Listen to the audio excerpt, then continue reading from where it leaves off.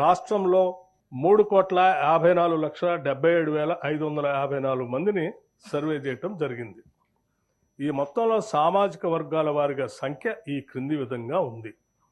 ఎస్సీలో 61,84,319 మంది ఉండగా ఇది మొత్తంలో 17.4% ఉంది. ఎస్టీలో 37,05,929 మంది ఉండగా ఇది మొత్తంలో 10.45% ఉంది. బీసీ ముస్లిం మైనారిటీ మినహాయించి బీసీలో 1,64,09,179 ఉండగా ఇది మొత్తంలో 46.27% ఉంది.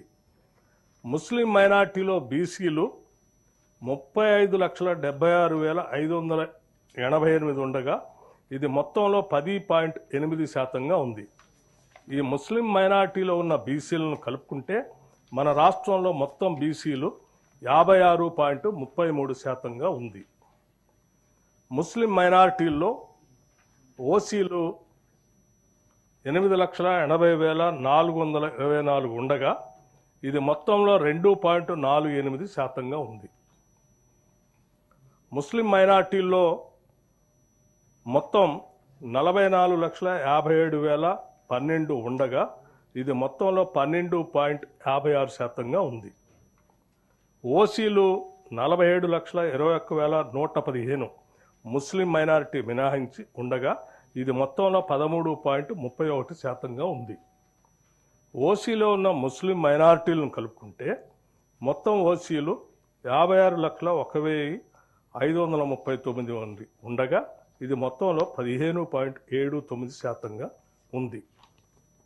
ఈ సర్వే ద్వారా సేకరించిన డేటాను షెడ్యూల్డ్ కులాలు, షెడ్యూల్డ్ తెగలు, వెనుకబడిన తరగతులు మరియు రాష్ట్రంలోని ఇతర బలహీన వర్గాల సంక్షేమానికి విధానాలను రూపకల్పన చేయడానికి ప్రభుత్వం ఉపయోగిస్తుంది. ఈ చర్య సమానతా వృద్ధి పట్ల ప్రభుత్వ నిబద్ధతను మరియు తెలంగాణ ప్రజల విభిన్న అవసరాలను తీర్చే పద్ధతిని ప్రతిబింబిస్తుంది.